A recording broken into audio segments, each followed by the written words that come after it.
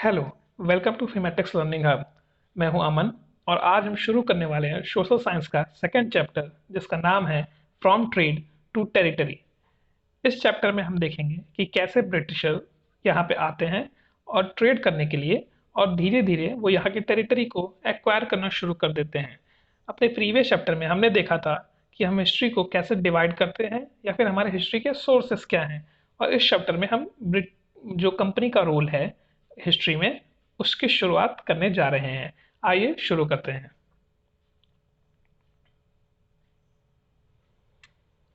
How it was all started, ये सारी चीज़ें शुरू कैसे हुई। हमें पता है कि कंपनी के आने के पहले, ब्रिटिशर्स के आने के पहले इंडिया में मुगल का रूल था। मुगल का रूल बाबर ने स्टार्ट किया था इंडिया में 1526 में। उसके बाद से कई पावरफुल मुगल रूलर्स हुए जैसे कि Babar, Akbar, Humayun, Jahangir, Shahjahan, Aurangzeb. Aurangzeb was the last powerful Mughal ruler. He established control over the large part of country. जो मुगल रूल में सबसे पावरफुल रूलर हुआ था वो हुआ औरंगजेब, जिसके टाइम पे मैक्सिमम जो टेरिटरी था इंडिया का वो सारा का सारा मुगल कंट्रोल में था। मतलब इंडिया का मोस्ट जो पार्ट था, मोस्टली जो पार्ट था इंडिया का, वो पूरा का पूरा लगभग मुगल्स के रूल में था। After Aurangzeb death in 1707, Mughal empire started breaking into many small independent regional kingdoms. 1707 में औरंगजेब की डेथ के बाद मुगल एम्पायर ब्रेक होना शुरू हो गया। मतलब कि मुगल जो एम्पायर जो था वो धीरे धीरे छोटे छोटे इंडिपेंडेंट रीजनल किंगडम्स में डिवाइड होना शुरू हो गया। जैसे कि नवाब ऑफ बंगाल ने अपने आप को इंडिपेंडेंट डिक्लेयर कर दिया। यूपी के नवाब जो थे, नवाब ऑफ अवध, उन्होंने भी अपने आप को इंडिपेंडेंट डिक्लेयर कर दिया। निजाम ऑफ हैदराबाद, उन्होंने भी अपने आप को इंडिपेंडेंट डिक्लेयर कर दिया। इस तरह कई छोटे छोटे रीजनल किंगडम्स बन गए, क्योंकि अब दिल्ली में वो पावर सेंटर नहीं रह गया था जैसे औरंगजेब के टाइम पे था, क्योंकि वो बहुत पावरफुल रूलर था। तो वो पूरे इंडिया में अपने एडमिनिस्ट्रेशन को संभाल के रख सकता था। पर औरंगजेब की डेथ के बाद जो मुगल रूलर्स आए थे वो जो है उतने इफेक्टिव नहीं थे, या फिर उनके पास उतनी पावर नहीं थी कि वो पूरे इंडिया को अपने एडमिनिस्ट्रेशन के थ्रू चला सकें। इस वजह से जो किंगडम थी वो छोटे छोटे इंडिपेंडेंट किंगडम्स में ब्रेक होना शुरू हो गई। By second half of 18th century a new political power emerge, that is British. By the second half of 18th century का मतलब है कि 1750 के बाद इंडिया में एक नई पॉलिटिकल पावर इमर्ज होना शुरू हो चुकी थी, जो कि थी ब्रिटिश। हम देखते हैं कि ब्रिटिशर्स इंडिया में आए कैसे। East India company comes east. East Britishers जो आए थे वो ईस्ट इंडिया कंपनी के साथ इंडिया में आए थे। ईस्ट इंडिया कंपनी ईस्ट में के साथ जो है ईस्ट ईस्टर्न वर्ल्ड जो था उसके साथ ट्रेड करना चाहती थी। इस वजह से in 1600 AD East India Company acquired a charter from the ruler of England, Queen Elizabeth first. 1600 AD में जो ईस्ट इंडिया कंपनी थी, ये जो ईआईसी लिखा है मैंने, ये ईस्ट इंडिया कंपनी का एक्रोनिम यूज किया है। तो जो ईस्ट इंडिया कंपनी थी उसे एक रॉयल ऑर्डर मिला, मतलब कि एक परमिशन मिली इंग्लैंड की जो रानी थी एलिजाबेथ फर्स्ट से, कि वो जो है सोल अथॉरिटी होंगे ईस्ट के साथ ट्रेड करने में। इसका मतलब था कि जो भी ईस्ट के साथ ट्रेड होगा वो केवल ईस्ट इंडिया कंपनी ही करेगी और कोई कंपनी ब्रिटेन की नहीं कर सकती है। अब इससे उन्हें पता था कि हमें बहुत फायदा होने वाला है, क्योंकि ईस्ट के साथ ट्रेड करना बहुत ही ज्यादा प्रॉफिटेबल था। सबको पता था कि अगर ईस्ट के साथ ट्रेड होता है तो वहां पे बहुत ज्यादा प्रॉफिट बना सकती हैं कंपनियां। इस वजह से ये बहुत बड़ी जीत थी ईस्ट इंडिया कंपनी की, ये क्वीन एलिजाबेथ से उनका ये ऑर्डर मिलना। East India Company buy goods at cheap price from eastern market and carry them back to Europe to sell at higher prices. East India Company यहाँ से सस्ते दामों में यहाँ से सामान खरीदती थी ईस्टर्न मार्केट से, और उसे यूरोप में ले जाके उसे हाई प्राइसेस में बेचा करती थी, जिससे उन्हें बहुत ज़्यादा प्रॉफिट होता था। यही मेन जो है बिजनेस था ईस्ट इंडिया कंपनी का। Royal charter could not prevent other European powers from entering eastern market. Royal charter जो था, जो क्वीन एलिजाबेथ फर्स्ट ने दिया था कंपनी को, वो जो था वो केवल ब्रिटिश की कंपनियों के लिए, मतलब जो ब्रिटेन में जो कंपनियां थी वो जो है ईस्ट के साथ ट्रेड नहीं कर सकती थी। पर यूरोप में और भी पावरफुल पावर्स थी जैसे कि पुर्तगाल, फ्रेंच, डेनमार्क, ये सारी भी जो पावर्स थी यूरोपियन, ये काफ़ी ज़्यादा ट्रेड करना चाहती थी ईस्ट के साथ, मतलब कि इंडिया के साथ। क्योंकि ईस्ट का मतलब इंडिया नहीं है, ईस्ट में कई कंट्रीज आती हैं पर मेनली इंडिया था जिसके साथ सब ट्रेड करना चाहते थे, क्योंकि सबको पता था कि यहाँ से बहुत ज़्यादा वो पैसे कमा सकते हैं। Portuguese were the first European came to India. Vasco da Gama discovered the sea route to India in 1498। जब इस सबको ये पता चला कि ईस्ट से ट्रेड करने में बहुत ज़्यादा प्रॉफिट है, तो पहले तो जो ट्रेड होता था यूरोप और ईस्ट के साथ, वो ज़मीनी रास्ते से होता था, मतलब कि जो अरेबियन प्लेटू से होते हुए या फिर सेंट्रल एशिया से होते हुए होता था। पर उसमें जो होता था वहाँ पे बहुत ज़्यादा लॉस हो जाता था जो कंपनीज थी, क्योंकि वहाँ पे बहुत ज़्यादा चोरी हो जाती थी रास्ते में, या फिर बहुत ज़्यादा टैक्सेस देने पड़ जाते थे जो लोकल राजा या नवाब थे उनको। इस वजह से यूरोपियन कंट्रीज में एक होड़ मच गई कि आप इंडिया का सी रूट ढूंढिए। तो इंडिया का सी रूट ढूंढने के लिए कई यूरोपियन कंट्रीज ने अपने लोगों को भेजा कि आप जाइए सी रूट खोजिए इंडिया का। उसी में एक पोर्तुगीज ट्रैवलर थे जिनका नाम था वास्को डिगामा। उन्होंने सबसे पहले इंडिया का सी रूट ढूंढा 1498 में, जो कि केप ऑफ गुड होप के थ्रू, मतलब कि अफ्रीका, साउथ अफ्रीका के पास है केप ऑफ गुड होप, वहां से वो इंडिया आए थे, इंडिया के कैलिकट पोर्ट पे। कैलिकट पोर्ट कहाँ पे है? केरला में। आज उसे हम कोजी खोड़े के नाम से जानते हैं। आइए आगे देखते हैं। ये देखिए, इस मैप में आप देख सकते हैं कि यहाँ पे पुर्तगाल है। रुकिए मैं एक बार सही से दिखा दूं।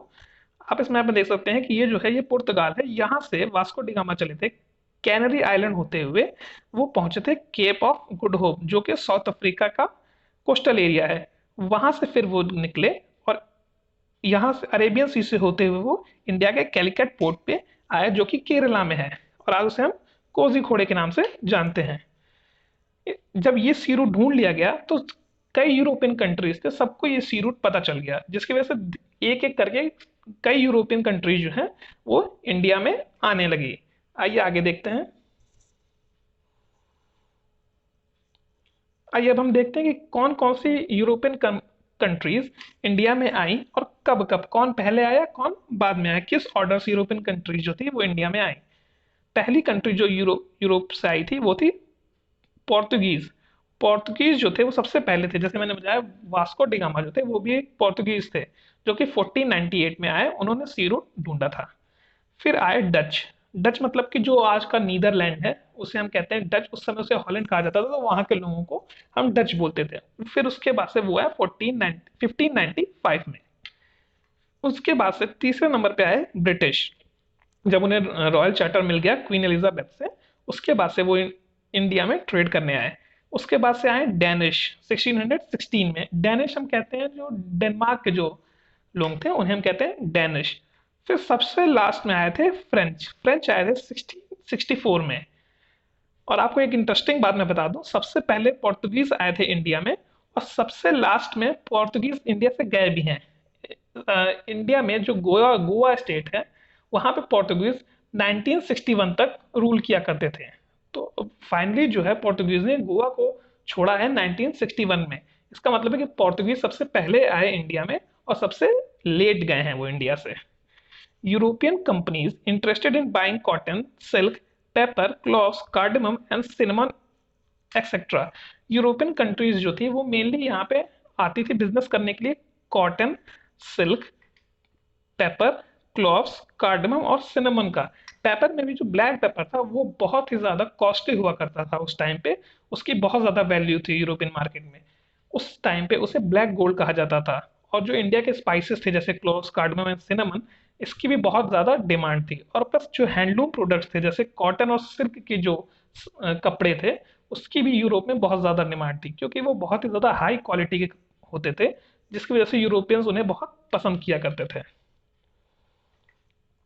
आइए नेक्स्ट स्लाइड देखते हैं। जैसा कि आप इस पिक्चर में देख पा रहे हैं कि इंडिया में कितने वैरायटी के स्पाइसेस मिलते हैं, आपको दिख रहे होंगे इसमें ढेर सारे स्पाइसेस है, जैसे कार्डमम हुआ, रेड चिली हुआ, मसाला टी हुई, और इसके से कई तरह के स्पाइसेस हैं, हल्दी हुई, मतलब कि टर्मरिक जैसे आप कहते हैं। इस तरह के काफ़ी स्पाइसेस इंडिया में जिनकी डिमांड यूरोप में बहुत ज़्यादा थी। और यहाँ के हैंडलूम प्रोडक्ट्स जैसे इस पिक में आप देख पा रहे हैं कि ये केरला की कांजीवरम साड़ियाँ हैं जो कि बहुत फेमस है ऑल ओवर वर्ल्ड में, और इनकी बहुत डिमांड है आज भी। और उस टाइम भी ये बहुत ज़्यादा फेमस हुआ करती थी। सिल्क के प्रोडक्ट और कॉटन के प्रोडक्ट थे जो इंडिया के, वो बहुत ज़्यादा फेमस थे यूरोप में, इसलिए उनकी डिमांड बहुत ज़्यादा थी। आइए आगे देखते हैं। Competition among the European countries increased, by which it resulted a fierce battle between companies. It includes regularly sank each other ships, blockade route, etc. अब हुआ क्या, जब ढेर सारी कंपनियां इंडिया में आ गई तो उनके बीच बहुत ज़्यादा कंपटीशन बढ़ गया, क्योंकि सबको एक ही प्रोडक्ट की डिमांड थी, एक ही गुड चाहिए थे। जैसे कि कॉटन की डिमांड यूरोप में बहुत था, तो हर कंपनी कॉटन और स्पाइसेस में ट्रेड करना चाहती थी। इस वजह से जो कॉटन और स्पाइसेस था, जो हैंडलूम प्रोडक्ट्स थे, उनकी डिमांड बहुत ज़्यादा बढ़ गई। इस वजह से उनकी प्राइसेस भी बहुत ज़्यादा बढ़ गई। जब प्राइसेस बहुत ज़्यादा बढ़ने लगी तो जो प्रॉफिट हुआ करता था कंपनियों को, यूरोपियन कंपनीज को, वो कम होने लगा, जिसकी वजह से उनके बीच में लड़ाइयाँ शुरू हो गई। वो चाहते थे कि वो एक दूसरे को एलिमिनेट करना चाहते थे, कि वो किसी को भी डरा के धमका के यहाँ से भगा दें और खुद यहाँ पे ट्रेड करें और प्रॉफिट कमाएं। जिस वजह से उनके बीच में काफ़ी लड़ाइयाँ शुरू हो गई। और उस लड़ाइयों में होता क्या था कि वो, जैसे कि कोई जहाज है, वो सामान लेके जा रहा है यूरोप, तो वो रास्ते में उसे डुबो दिया करते थे या फिर उसका रास्ता ब्लॉक कर देते थे और उसका सारा सामान लूट लेते थे। तो ये सारी चीज़ें लगातार होने लगी कंपनियों के बीच में। Trade was carried with arms and trading posts were protected through fortification। जो ट्रेड था अब उसमें आर्म की बहुत ज़्यादा ज़रूरत होगी। आर्म्स का मतलब था कि जैसे हथियार, क्योंकि जब डेली बेसिस पे अगर ऐसी लड़ाइयाँ होंगी तो फिर आपके पास आर्म्स होना ज़रूरी था। अगर आर्म्स जिसके पास होगा वही ट्रेड कर पाएगा, बाकी लोग तो जब लड़ ही नहीं पाएंगे तो ट्रेड कैसे कर पाएंगे। इस वजह से हर यूरोपियन कंपनी अपने पास हथियार रखने लगी और अपना जो उनका जो फैक्ट्री था जहाँ से वो ट्रेड किया करते थे, जो उनका ट्रेड सेंटर था, उसे वो फोर्टिफिकेशन करने लगे। उसका फोर्टिफिकेशन का मतलब है कि उसे किलाबंदी करने लगे, वहां पे आर्म्स रखने लगे और उसके चारों तरफ आपने फौजी खड़ा कर दिया, जो उनके सोल्जर्स थे उन्हें खड़ा कर दिया और उसका प्रोटेक्शन करने लगे, एक तरीके से उसी की किलाबंदी करने लगे। This effort to fortify settlements and carry on profitable trade also led to intense conflict with local rulers। अब ये जो फोर्टिफाई करने लगे सेटलमेंट्स को, और जो इनके बीच में जो लड़ाइयाँ रेगुलर बेसिस पे होती थी, और फिर ट्रेड करने में जो इनका प्रॉफिट था और फिर रेवेन्यू ना देना, ये सारी चीज़ें जब होने लगी तो जो लोकल रूलर्स थे इंडिया के, उनमें भी इसको लेके काफ़ी ज़्यादा गुस्सा हो गया कि ये जब मन करता है ये लोग एक दूसरे से लड़ने लगते हैं, और उसके बाद से ये अपने जो उनके ट्रेड सेंटर्स थे उनको किलाबंदी कर रहे हैं। तो उनको इनके इंटेंशंस पर डाउट होना शुरू हो गया कि ये ऐसा क्यों कर रहे हैं। तो इस वजह से जो लोकल रूलर्स थे और जो यूरोपियन कंपनीज के बीच में जो रिलेशंस थे वो खराब होना शुरू हो गए। आइए देखते हैं नेक्स्ट स्लाइड पे। East India Company begins trade in Bengal. अब हम जानेंगे कि कैसे ईस्ट इंडिया कंपनी ने बंगाल में ट्रेड करना शुरू किया। First English factory was set up on the bank of river Hooghly in 1651 AD. जो पहली इंग्लिश फैक्ट्री थी वो बंगाल में सेटअप हुई हुगली नदी के किनारे 1651 एडी में। From this base company traders known as factors operated. जो ये बेस था जहां से मतलब ट्रेडिंग हुआ करती थी, वहां पे जो ट्रेडर्स थे, मतलब जो उनके बिजनेसमैन थे कंपनी के, उनको हम कहते थे फैक्टर्स। वो फैक्टर्स थे जो ट्रेड किया करते थे कंपनी के लिए, मतलब सामान खरीदना और उसे शिप पे लोड करा के दोबारा वापस यूरोप में भेजना, ये सब काम उनके फैक्टर्स किया करते थे। अब ये फैक्टर्स जो थे, जो लोकल ट्रेडर्स थे, उनको कन्विंस किया करते थे कि वो इनकी फैक्ट्री के आसपास ही ट्रेड करें, जिसकी वजह से इनको ट्रेड करने में आसानी हो और वो भी प्रॉफिट कमा सके। इस वजह से वो हमेशा वहाँ के लोगों को इनकरेज किया करते थे कि आप हमारी फैक्ट्री के आसपास ही ट्रेड किया करिए। 2 years later, Mughal officials gave zamindari rights to 3 villages to company. 2 साल के बाद जो मुगल ऑफिशियल्स थे, मतलब जो मुगल्स के जो ऑफिसर्स थे, उन्होंने कंपनी को 3 गांवों की जमींदारी दे दी। अब ये एक बहुत बड़ा ब्रेक थ्रू था कंपनी का इंडिया में, क्योंकि जमींदारी राइट्स का मतलब है कि जो रेवेन्यू इकट्ठा होता है कंपनी, मुगल एडमिनिस्ट्रेशन का, गांव से या फिर जैसे फार्मर से लेते थे या फिर ट्रेड से लेते थे, इन सारी चीज़ों का जो रेवेन्यू इकट्ठा होता है वो कलेक्ट करने की जिम्मेदारी कंपनी को मिल गई। अब इससे आप सोचेंगे इससे क्या फ़ायदा है, वो तो कलेक्ट करके गवर्नमेंट को दे देगी।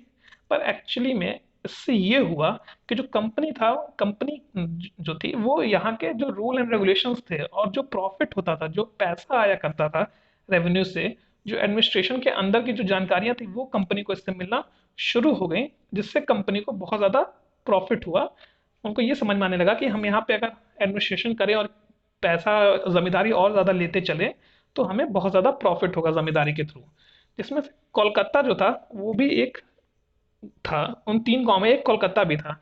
कोलकाता में बहुत छोटा गांव हुआ करता था, मछुआरों का शहर था, मतलब फिशरमैन यहाँ मेनली रहा करते थे, बहुत बड़ा नहीं था जितना कि आज है। तो उसमें एक कोलकाता की भी जिम्मेदारी ब्रिटिशर्स को मिल गई, और बाद में कोलकाता यही चल के ब्रिटिश गवर्नमेंट का इम्पोर्टेंट हब बन गया, फिर कहते कैपिटल बन गया, एक तरह से वो कंपनी का कैपिटल हो गया था एक समय के बाद। Mughal emperor Aurangzeb issue farman granting company the right to trade duty free.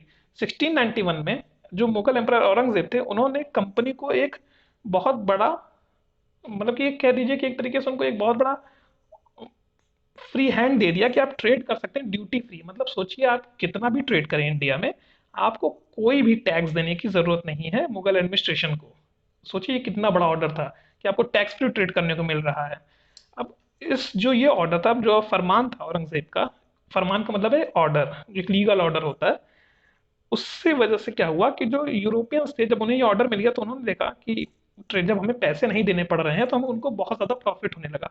तो जो कंपनी के जो ऑफिशियल्स थे, मतलब जो कंपनी के ऑफिसर्स थे, वो इस फरमान का मिसयूज करना शुरू कर दिया उन्होंने। मतलब वो कहते थे कि कंपनी का प्रोडक्ट है, पर वो खुद के लिए वो ट्रेड करना शुरू कर दिए। वो अपने यहाँ से सामान लेते थे और यूरोप में ले जाके बेचा करते थे, जिससे उन्हें बहुत ज़्यादा प्रॉफिट होता था। और इस रॉयल फरमान का मिसयूज करके वो धीरे धीरे बहुत अमीर हो गए। मतलब समझ लीजिए, यहाँ कोई क्लर्क भी आता था अगर यूरोप से, यहाँ पे क्लर्क बन के आता था, तो वो जब यहाँ से जाता था इंडिया से, तो वो यहाँ से करोड़पति बन के जाता था। वो इतना ज्यादा प्रॉफिट वो लोग कमाया करते थे। अब इस वजह से हुआ कि इस वजह से जो बंगाल का जो रेवेन्यू था वो बहुत ज़्यादा कम हो गया, क्योंकि बंगाल का रेवेन्यू आता था फार्मर्स से और ट्रेड से।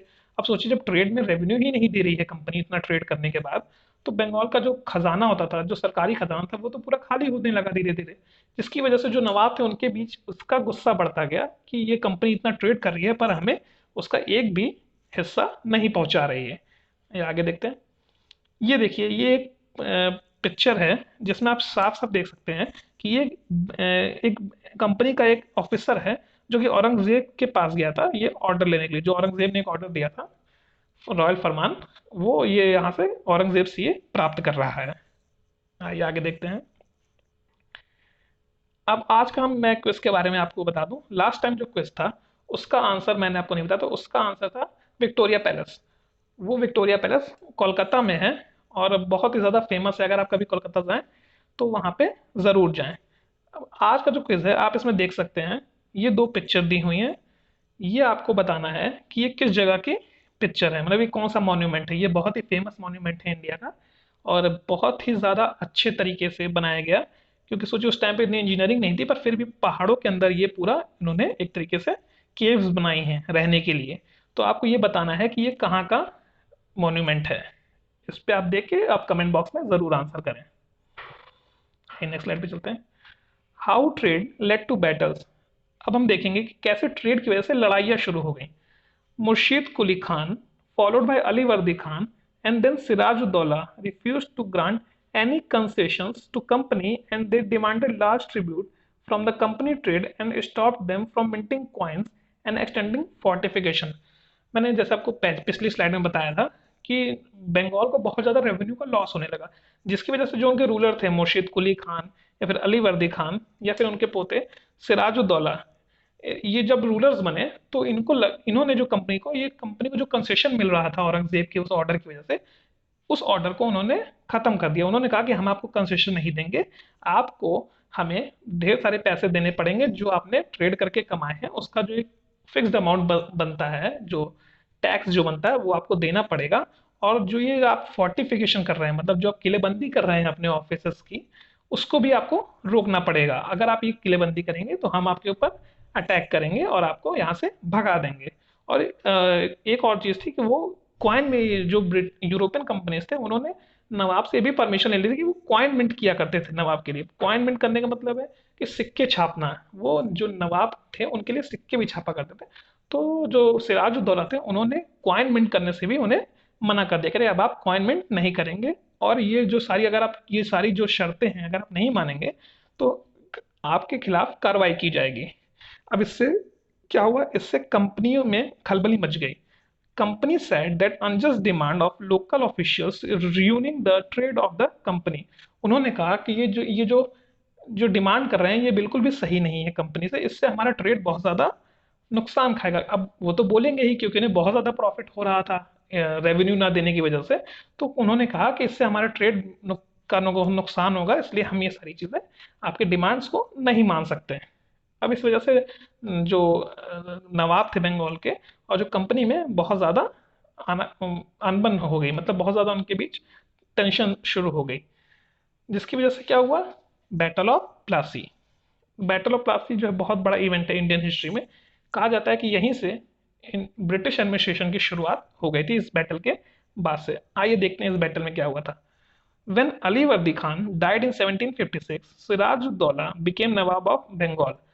अली वर्दी खान जब 1756 में जब उनकी डेथ हुई, तो उनके उसके बाद सिराज-उद-दौला बंगाल के नवाब बने।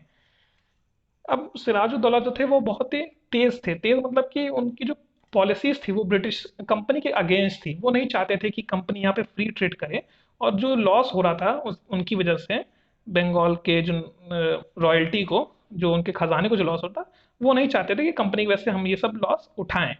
तो उन्होंने जो शुरुआत से जब वो नवाब बने तो उन्होंने सारी चीज़ें कंपनी के अगेंस्ट करना शुरू कर दी। उन्होंने उन्हें उनका फोर्टिफिकेशन रुकवा दिया, फिर कॉइन की मिंटिंग बंद करवा दी, और फिर उनसे रेवेन्यू की डिमांड की। तो कंपनी जो थी वो नहीं चाहती थी कि सिराज-उद-दौला नवाब बने, इस वजह से वो उनके जो पॉलिटिकल अफेयर्स थे नवाब के बंगाल में, उसमें वो इंटरफेयर करना शुरू कर दिया उन्होंने। अब ये बात सिराज-उद-दौला को बिल्कुल पसंद नहीं आई, और उन्होंने कंपनी को वार्न भी किया कि अगर आप ऐसा करेंगे तो इसके लिए आपको गंभीर नतीजे भुगतने पड़ेंगे। फिर क्या हुआ आइए देखते हैं। Nawab demanded revenue and stop fortification after negotiation failed. Nawab march with 30,000 soldier to English factory Kasim Bazar and captured company officials and then march toward Calcutta. जब नवाब की बात कंपनी ने नहीं मानी, तो नवाब 30,000 उनके जो सोल्जर्स थे उसके साथ वो कासिम बाजार की जो फैक्ट्री थी कंपनी की, उस पर उन्होंने अटैक किया, और जो वहाँ के कंपनी के ऑफिशियल्स थे उनको उन्होंने जेल में डाल दिया, मतलब बंदी बना लिया। और उसके बाद से वो कलकत्ता की जो कंपनी थी, कलकत्ता में जो कंपनी था, मतलब जो उनका ट्रेड सेंटर था कंपनी का, वहाँ पे भी गए और वहाँ पे भी उन्होंने ब्रिटिशर्स को हरा के उनको बंदी बना लिया। तो जब ये खबर कंपनी के जो मद्रास में जो ऑफिशियल थे उन तक पहुंची, तो उन्होंने वहाँ से रॉबर्ट क्लाइव को भेजा कलकत्ता कि आप जाइए वहाँ के जो भी सिचुएशन है उनको संभालिए और कंपनी का ट्रेड बढ़ाइए। अब रॉबर्ट क्लाइव जो थे वो बहुत ही ज़्यादा वॉर टैक्टिक्स में बहुत माहिर थे, मतलब कि वो युद्ध कला जो होती है, जो कैसे हम वॉर को जीत सकते हैं, वो सब चीज़ों में वो बहुत माहिर थे इन चीज़ों में। इन 1757 battle of Plassey fought under leadership of Robert Clive. 1757 में जो बैटल ऑफ प्लासी हुआ था वो रॉबर्ट क्लाइव की लीडरशिप में ही लड़ा गया। ये देख सकते हैं, ये जो फोटो है ये रॉबर्ट क्लाइव की है। ये 18 ईयर्स के जब थे तो वो इंडिया में आए थे, मतलब उन्होंने सोचिए 18 ईयर्स से सर्व करना शुरू किया, और इतनी अर्ली एज में वो बहुत ज़्यादा नाम कमा चुके थे कंपनी में, बस अपनी वॉर टैक्टिक्स और जो उनका माइंड गेम था वो काफ़ी स्ट्रांग हुआ करता था उस टाइम पे। मतलब कि आज भी उनकी बहुत रिस्पेक्ट है ब्रिटिश एडमिनिस्ट्रेशन में, आज भी सोचिए इस तरह का उन्होंने वो काम किया था उस उम्र में, उस एज में। आगे देखते हैं क्या हुआ। In battle nawab got defeated because one of his commander Mir Jafar never fought the battle. अब देखिए जब रॉबर्ट क्लाइव आए बंगाल में, तो उन्होंने देखा कि जो नवाब है उनकी जो जो आर्मी है वो बहुत बड़ी है। मतलब सोचिए उनके पास 50,000 के सोल्जर्स, अराउंड सोल्जर्स थे नवाब के पास, और रॉबर्ट क्लाइव के पास ओनली 3,000। सोचिए कहाँ 3,000 और कहाँ 50,000। तो रॉबर्ट क्लाइव को ये बात बहुत जल्दी समझ में आ गई कि अगर मैं नवाब से डायरेक्ट अगर मैं लड़ाई करने जाता हूँ या उन पर डायरेक्ट अटैक करता हूँ तो मेरा जीतना नामुमकिन है। तो रॉबर्ट क्लाइव को वॉर टैक्टिक्स बहुत अच्छे से पता थी।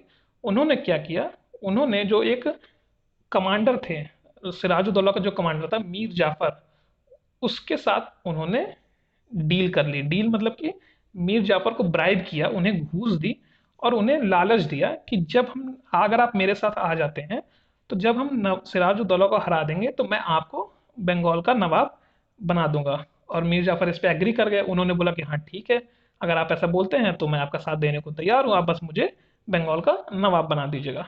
तो जब लड़ाई शुरू हुई तो मीर जाफर ने लड़ाई करने से सीधा मना कर दिया। और आप ये सोचिए कि मीर जाफर जो कमांडर थे उनके पास सबसे बड़ी, मतलब सोल्जर्स के जो नंबर्स में सबसे ज़्यादा सोल्जर्स थे।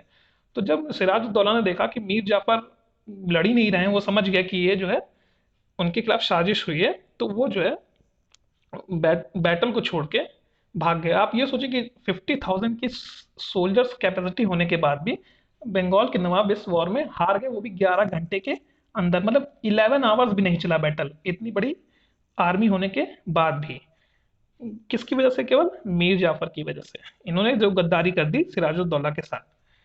अब हुआ क्या, this was the first major victory of company in India. ये जो थी वो सबसे बड़ी जीत थी। मतलब किसी ने सोचा भी नहीं था कि कोई नवाब की मतलब आर्मी को, 50,000 की आर्मी को 3,000 यूरोपियन सोल्जर्स जो है वो हरा देंगे। ये बहुत बड़ी जीत थी कंपनी की इंडिया में। इससे उनके जो हौसले थे वो बहुत ज्यादा बुलंद हो गए। Mir Jafar became the nawab of Bengal. Originally he was puppet of company. अब मीर जाफर को, जैसा कि प्रॉमिस किया था रॉबर्ट क्लाइव ने, उन्होंने बंगाल का नवाब बना दिया। और वो क्या थे, एक तरह से बस कठपुतली थे कंपनी के हाथ के। जब उनसे मन करता था कंपनी उनसे रॉयल्टी मांग लेती थी, पैसे मांग लेती थी, जैसा भी जो परमिशन उनको चाहिए होता था वो परमिशन मांग लेती थी। तो एक तरह से वो बस एक कठपुतली के जैसे ही रह गए थे। After Mir Jafar wasn't able to fulfill the demand of company, he was replaced by Mir Qasim. जब कंपनी ने देखा कि मीर जाफर उनकी जो डिमांड्स थी, कंपनी की जो डिमांड्स आया करती थी कभी भी पैसे मांगना और ये सब फुलफिल नहीं कर पा रहे हैं, तो कंपनी ने उन्हें हटा दिया और उनकी जगह मीर कासिम को बना दिया बंगाल का नवाब। मीर कासिम उनके दामाद थे मीर जाफर के। मीर कासिम के साथ भी यही सारी चीजें होने लगी। उनसे भी कंपनी बहुत ज्यादा पैसे मांगने लगी, या फिर उन्हें बात बात में परेशान करना, उनके पॉलिटिकल मैटर में इंटरफेयर करना लगातार कंपनी ने शुरू कर दिया। जिसकी वजह से मीर कासिम जो थे वो बहुत ज्यादा गुस्सा हुए और उन्होंने कंपनी के साथ एक लड़ाई छेड़ दी जो कि कहलाती है battle of Buxar. Battle of Buxar हुआ 1764 में। जो हुआ था, मीर कासिम और उनके साथ दो लोग और मिल गए थे जो थे शाह आलम सेकंड जो कि मुगल एम्परर थे, और शुजा उद्दौला जो कि नवाब ऑफ अवध थे। ये तीनों मिलके कंपनी के साथ लड़ते हैं। कहाँ पे? Battle of Buxar. Battle of Buxar, Buxar में ये युद्ध होता है जहाँ पे कंपनी जो है इन तीनों को हरा देती है। अब सोचिए, ये तीनों मिल के भी कंपनी को नहीं हरा पाए। अब ये सोचिए एक और कंपनी की बहुत बड़ी जीत, कि सोचिए तीन इंडिया के जो सबसे बड़े प्रोविंस थे वहाँ के जो नवाब या फिर वहाँ के जो किंग थे, एक मुगल रूलर भी था, उनके होने के बावजूद भी कंपनी उन्हें हरा देती है। ये कितनी बड़ी बात थी उस समय कंपनी के लिए। कंपनी उन्हें हरा देती है और इलाहाबाद, इलाहाबाद में एक ट्रीटी होती है कंपनी और इन दोनों लोगों के साथ, शाह आलम सेकेंड और सुजाउद्दौला के साथ। जिसमें होता क्या है कि कंपनी को बिहार और उड़ीसा की और बंगाल की पूरी जमींदारी मिल जाती है। सोचिए, अभी तक केवल बंगाल की 3 गांवों की जिम्मेदारी थी और अब जो है उन्हें 3 स्टेट की जमींदारी मिल जाती है। सोचिए अब कंपनी कहाँ से कहाँ पहुंच गई, इतनी जल्दी उन्होंने कितना ज्यादा टेरिटरी एक्वायर कर लिया। और फिर से वो मीर जाफर को नवाब बना देते हैं। After death of Mir Jafar 1765, Robert Clive declared we must indeed become nawabs ourselves. Mir Jafar की डेथ के बाद 1765 में जब मीर जाफर की मृत्यु होती है, तो रॉबर्ट क्लाइव ने डिक्लेयर कर दिया कि अब हमें खुद ही डायरेक्ट रूल करना चाहिए। मतलब अब हमें रूल करने के लिए किसी नवाब की जरूरत नहीं है। अब हम कंपनी का डायरेक्ट रूल चलाएंगे, मतलब हम ही होंगे जो राजा होंगे एक तरीके से। उन्होंने डिक्लेयर कर दिया रॉबर्ट क्लाइव ने। अब देखते हैं आगे क्या होता है। ये देख सकते हैं आप, ये फोटो है, ये है बैटल ऑफ प्लासी की फोटो। ये है ब्रिटिशर्स और यहाँ पे सिराजुद्दौला की आर्मी है। इन दोनों के बीच काफी ज्यादा घनघोर लड़ाई हुई, पर वो ज्यादा देर चली नहीं। बस 11 घंटे में सिराजुद्दौला की फौज पूरी तरीके से हार गई और सिराजुद्दौला को जो बैटल ऑफ प्लासी से भागना पड़ता है, क्योंकि वो देखते हैं जब उनके पास आर्मी इतनी बड़ी है और मीर जाफर ने उन्हें लड़ने का आदेश ही नहीं दिया, तो वो बैटल ऑफ प्लासी को छोड़ के भाग जाते हैं। पर कुछ दिन बाद उन्हें मीर जाफर के जो सैनिक थे वो पकड़ लेते हैं और उनका मर्डर कर देते हैं। और उसके बाद से सेकंड फोटो में आप देख सकते हैं कि बैटल ऑफ प्लासी के बाद कैसे मीर जाफर मिलने गए हैं रॉबर्ट क्लाइव से। ये रॉबर्ट क्लाइव है और ये मीर जाफर, और ये उन दोनों के बीच जो डील हुई थी उसको रॉबर्ट क्लाइव ने पूरा किया था मीर जाफर को नवाब बना के। अब देखते हैं कंपनी ने कैसे धीरे धीरे रूल एक्सपेंड किया अपना इंडिया में, कैसे कैसे वो एक्सपेंड करते गए अपना rule.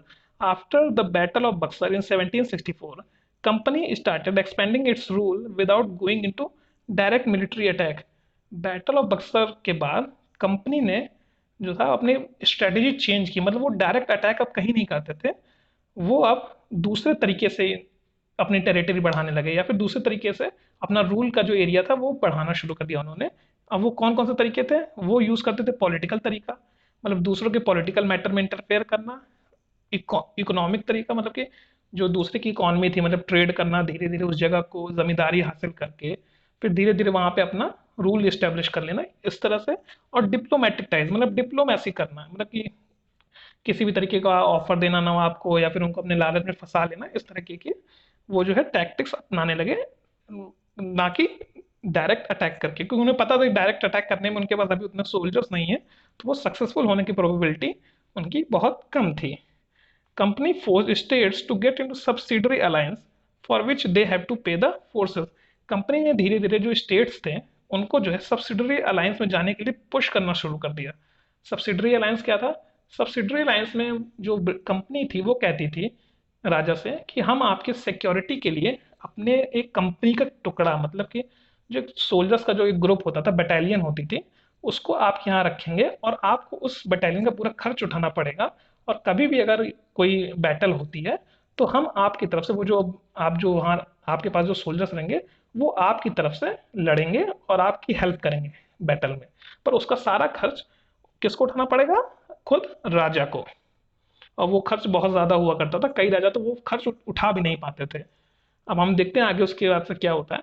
Company started appointed resident in the courts of Indian states by which they interfere into their internal affairs so that company tried to decide who was the successor of the throne. Company ने क्या किया कि वो धीरे धीरे जो courts थी, जो राजाओं की कोर्ट्स हुआ करती थी, जो दरबार होते थे, उनमें एक ब्रिटिश रेसिडेंट को बैठाने लगे। ब्रिटिश रेसिडेंट क्या करता था? वो कंपनी को जो भी इंटरनल पॉलिटिक्स चलती थी उन राजा लोगों के दरबार में, वो सारी इंफॉर्मेशन ले जाके वो अपने ऑफिसर्स को देता था, जिसकी वजह से उन्हें इंटरनल पॉलिटिक्स के बारे में पता चलता रहता था कि उस स्टेट में क्या हो रहा है। और वो चाहते थे, वो इसलिए सारी चीज इंफॉर्मेशन इकट्ठा करते थे ताकि जो अगला सक्सेसर कौन होगा उस थ्रोन का वो कंपनी डिसाइड कर पाए, ताकि वो कंपनी के हिसाब से डिसीजंस लें और कंपनी को प्रॉफिट पहुंचाए। सोचिए वो धीरे धीरे अब घुसने लगे थे, वो एक तरह से राजाओं के जो सिस्टम हुआ करता था कि एक राजाओं के पॉलिटिकल अफेयर्स में इंटरफेयर करना कंपनी ने इनडायरेक्टली शुरू कर दिया था। When Richard Wellesley was Governor General 1798-1805, Nawab of Awadh Saadat Ali Khan forced to give half of its territory to company in 1801 AD। सोचिए जैसे मैंने बताया सब्सिडरी अलायंस में सोल्जर्स जो रहते थे राजा के पास, उसका खर्च उठाना पड़ता था राजा को खुद। तो जो नवाब ऑफ अवध थे सादत अली खान, उनके पास सोचिए वो खर्च उठाने का पैसा भी नहीं बचा था। मतलब इतने वो ज़्यादा गरीब हो गए थे, या फिर कहीं उनके पास पैसे की इतनी कमी हो गई थी और इतना ज़्यादा एक्सपेंस होता था उनकी आर्मी का, जो कंपनी की आर्मी होती थी, कि उसका भी पैसा देने के पास उनके पास पैसे नहीं बचे। नवाब जो थे अवध के सादत अली खान, उनके पास इतने पैसे नहीं बचे कि वो जो है कंपनी को दे पाए उसका जो खर्चा हुआ था उनकी आर्मी रखने का। तो उसके बदले में क्या हुआ? उनके बदले में जो हाफ ऑफ टेरिटरी थी, सोचिए नवाब की जो हाफ टेरिटरी थी, मतलब आज की डेट में जो यूपी है उसका आधा हिस्सा कंपनी को दे दिया गया कि वो टैक्स कलेक्ट करे यहाँ से। सोचिए अब कंपनी ने जो हाफ टेरिटरी थी वो पूरी एक्वायर कर ली नवाब की। अब आप सोचिए कितनी बड़ी एक डिप्लोमेटिक, एक तरीके से कहिए जीत है, कि वो उन्होंने पहले तो सेना रखी नवाब के पास कि आपकी सुरक्षा के लिए, और जब आप उसका पैसा नहीं दे पाए तो उन्होंने उस पैसे की एवज में आपसे आधी टेरिटरी यूपी की ले ली। अब सोचिए आप कितनी बड़ी मॉरल विक्ट्री थी कंपनी के लिए, as he fail to pay the subsidiary forces. और ये सेम यही चीज़ हैदराबाद के साथ भी हुई। हैदराबाद के जो निज़ाम थे उनको भी सब्सिडरी अलायंस में ब्रिटिशर्स ने ऐसे ही फंसा लिया और उनकी भी जो टेरिटरी थी उसको भी एक्वायर कर लिया। तो आज के लेक्चर में हम इतना ही पढ़ेंगे। इसके आगे का जो लेक्चर है उसमें हम मैसूर किंगडम के बारे में भी बात करेंगे। वो काफ़ी और इंटरेस्टिंग है और नेक्स्ट लेक्चर में आपको और भी बहुत ज़्यादा कुछ जानने को मिलेगा। आप हमारे यूट्यूब चैनल को ज़रूर सब्सक्राइब करें और उस पर लाइक करें और कमेंट भी ज़रूर करें। जो मैंने आपसे क्विज पूछा उसका आंसर ज़रूर दें। लाइक लाइक करें, सब्सक्राइब करें और शेयर भी ज़रूर करें अपने फ्रेंड्स के साथ, ताकि उनको भी जो भी ये नॉलेज है हम प्रोवाइड करा रहे हैं अपने वीडियो के थ्रू, वो उनको भी ये नॉलेज मिल सके और हम आपके लिए ऐसे ही अच्छे अच्छे कंटेंट लेके आपको आएँ और आपकी हेल्प करते रहें। आप हमारे फेसबुक पेज को भी फॉलो करिए जिसका नाम है फिमेटिक्स लर्निंग हब। आपसे मिलते हैं नेक्स्ट लेक्चर में। Thank you.